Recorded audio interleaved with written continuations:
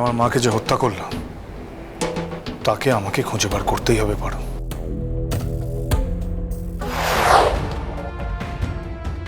এই মেয়েকে শেষমেশ তোমার বউ হিসাবে দেখতে হবে, এটা আমরা ভাবতেই পারিনি। এখন আর এসব কথা বলে কোনো লাভ আছে?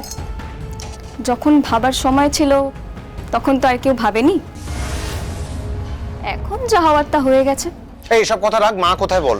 এই তো বাবা। হা রে, মেয়েটার মুখটা দেখো কেমন শুকিয়ে গেছে। সবে সবে মাকে হারাতে হয়েছে তো। কেউ কি কখনো ভাবতে পারে যে সে বিয়ে করলে কেউ না কেউ এই পৃথিবী ছেড়ে চলে যাবে? হা হা, জানি গো জানি মা, আমি সব বুঝি। 5 জন লোকে 5 কথা তো বলবেই, কিন্তু কি করব বলো? আমি তো মা, আমার খোকার মা। তাই তোমাকে তো আমার খোকার বউ হিসেবে বরণ করে বাড়িতে তুলতেই হবে মা।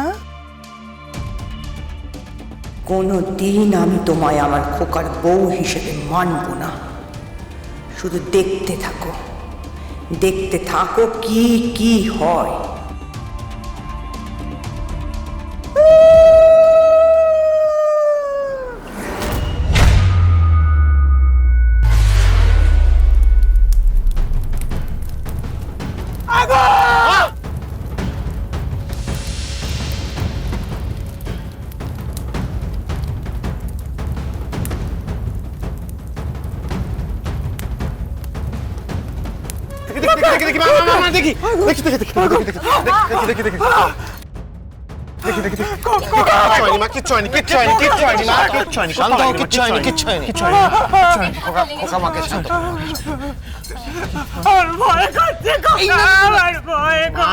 ভয় কি আছে? আমি তো আছি মা, আমি তো আছি। কিচ্ছু হয়নি, কোথাও লাগেনি, কোথাও লাগেনি মা।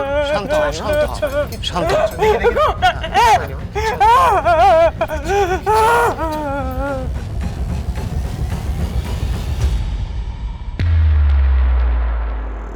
উফ মা, কবে থেকে যে এত ভালো অ্যাক্টিং করতে শিখলে? সব বুঝেছি আমি। আপনি আপনি ঠিক আছেন তো? কিছু হয়নি তো? সব তো সর্বনাশ হয়ে গেল। যা ঘটন ঘটার ঘটে গেল গো। ঘরে ঢুকতে না ঢুকতে এত বড় ঘটন ঘটিয়ে দিল গো। অঘটন কিছু ঘটেনি তো? ঘটেনি, ঘটতে তো পারতো। কি করব? আমি তো জেনে শুনে এই অপয়া মেয়েকে ঘরে তুলেছি। মা একটু শান্ত হও না মা, শান্ত হও। খোকা রে, ও খোকা। কি বলছেন কি আপনি? আমার জন্য এসব হয়েছে? না গো না, তোমার জন্য হবে কেন? আমার জন্য, সব তো আমার জন্য হয়েছে। তোমার জন্য তো কিছু হয়নি। কিছুটা তাই হয়েছে। এই সমস্ত কিছু আপনার অসাবধানতার জন্যই হয়েছে। আপনি প্লিজ আমাকে দোষ দেবেন না। দেখলি খোকা, দেখ কি অবস্থা। দেখেছিস? মা তুমি শান্ত হও, খোকা রে? মা তুমি শান্ত হও।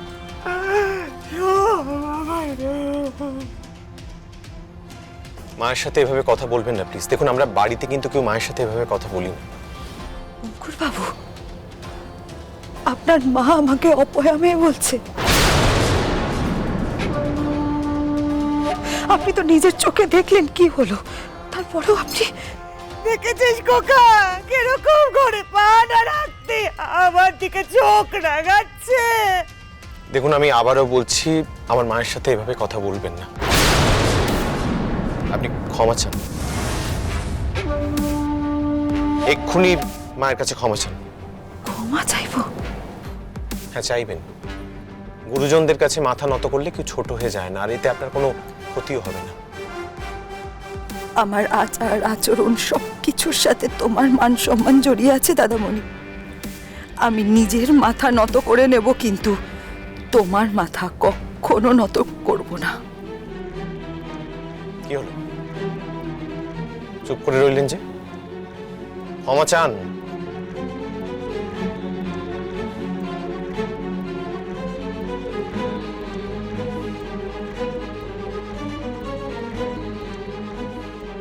আমায় ক্ষমা করে দেবেন। আমি ভুল করেছি। না না, ভুল তোমার আর কোথায় হয়েছে? ভুল তো আমার হয়েছে। আমি করেছি ভুল, তাই না? জেনে শুনে এরকম অপয়া একটা মেয়েকে বাড়ির বউ করে বরণ করেছি। ওগো শুনছো? ঠাকুর মশাইকে খবর দাও। ঠাকুর মশাই আসুক, ঠাকুর মশাই এসে একটা বিধান দিন। উনি যতক্ষণ না বিধান দিচ্ছে ততক্ষণ ওই মেয়ে ওই চৌকাতেই দাঁড়িয়ে থাকবে। ও যেন চৌকাট না পার হয়। মা তুমি শান্ত হও, তুমি যেটা চাইছো সেটাই হবে।